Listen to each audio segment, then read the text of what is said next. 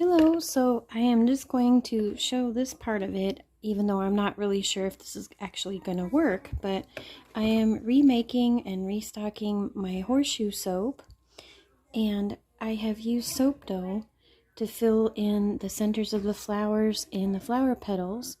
The center of the flower is a little bit of turmeric, and the purple petals are purple Brazilian clay. Again, I won't know until tomorrow if this is actually going to work, but I'm hoping for the best. If not, then I'll just have to make them again like I usually do. So I have my batter ready, and I'm going to pour some in a cup.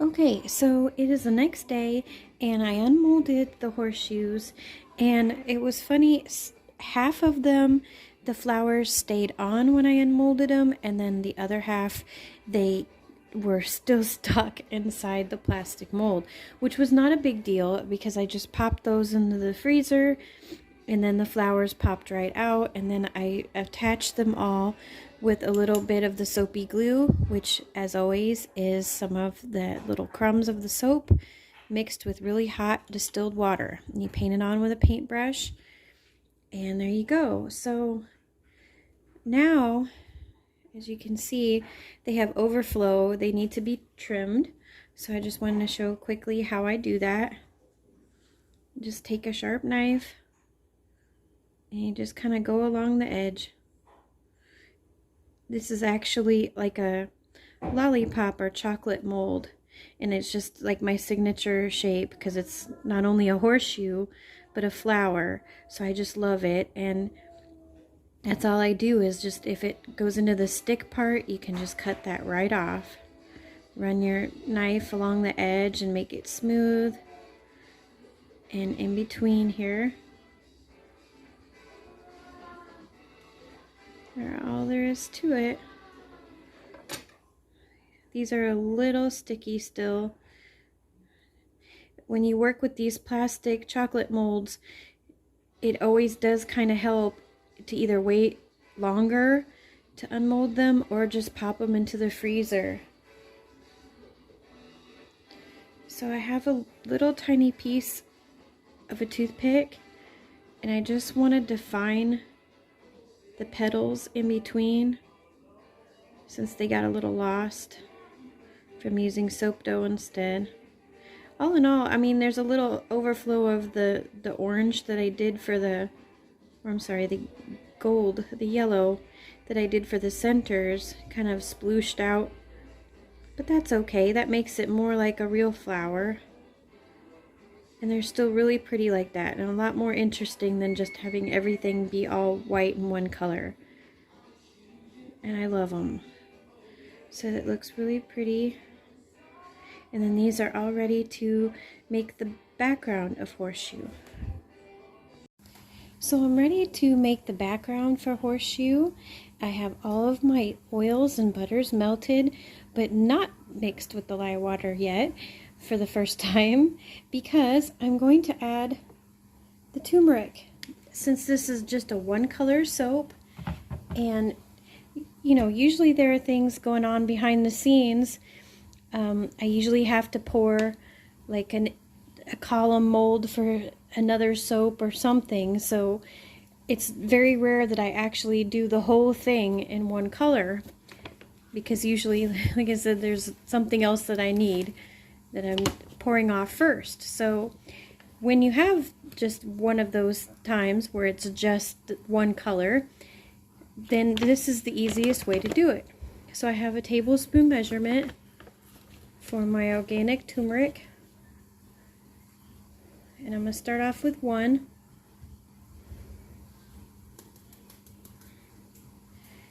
And see where that goes first before I add more. Okay, so that looks pretty good actually. So, maybe just a tiny, just a half of a tablespoon. Turmeric is another one that just kind of shifts on you and gets darker, just like indigo and rhubarb root. They can just keep on getting darker and darker rather than lighter and lighter as the soap sits longer. Most other natural colorants do the opposite, they fade.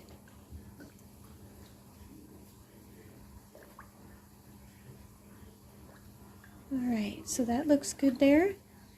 And then I'm going to get my stick blender and blend this up with the lye water, which is going in right now. And I'll be back. So this is an awesome color right now. And now I'm ready for the essential oil. And I had always been doing my thieves oil soap separately, and I just thought, you know, and my horseshoe soap has been many different scents. I haven't been able to nail it down to just one that I feel like represented it. So I am combining the two now, and now this is what horseshoe is going to be. Always, it's going to be my what's called thieves oil blend, but you know, I don't think I'm legally able to say that. It's the blend I use is from Eden's Garden, and it's the same 5 that the famous blend is: lemon, cinnamon, clove, rosemary, and eucalyptus. They call theirs Fighting 5, and theirs is actually my favorite one because it just has such a nice blend of it. They're really balanced. Smells so good. Even if you don't normally like that blend, you will like theirs. It is spectacular. So because of the clove in here and the cinnamon, I'm going to hurry. So I've got it just blended in as quickly as I can and start to get this into a mold, into my individual molds. I'm actually going to use a smaller cup that has a better spout.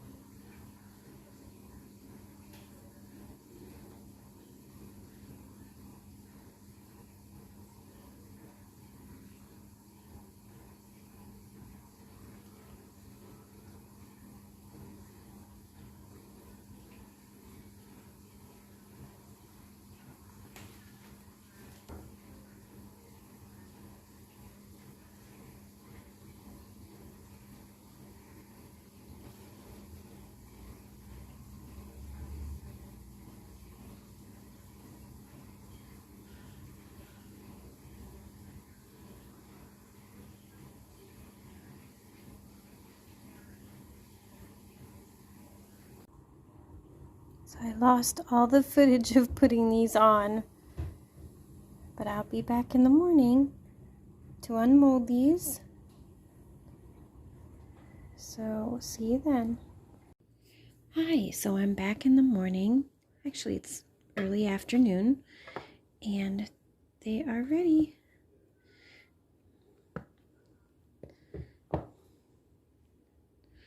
Turmeric makes such a beautiful color.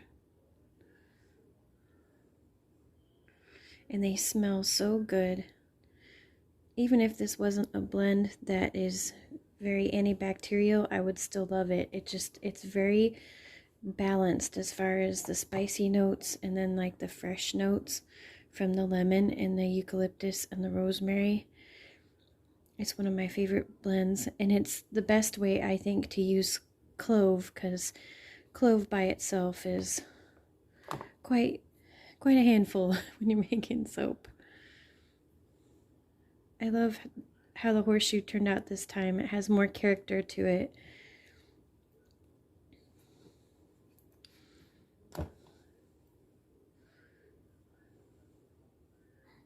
They did gel, so they may keep on changing colors. I'll the pictures at the end will be after they've cured for a couple of weeks to see what their final color will be like. Again, a really great soap to have around the house in these times and in winter in general to wash your hands.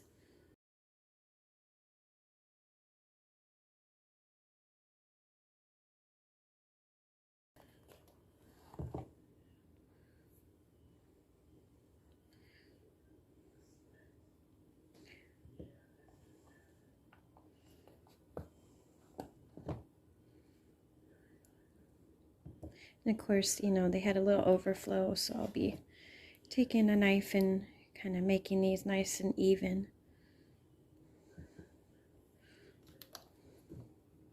Clear that off there.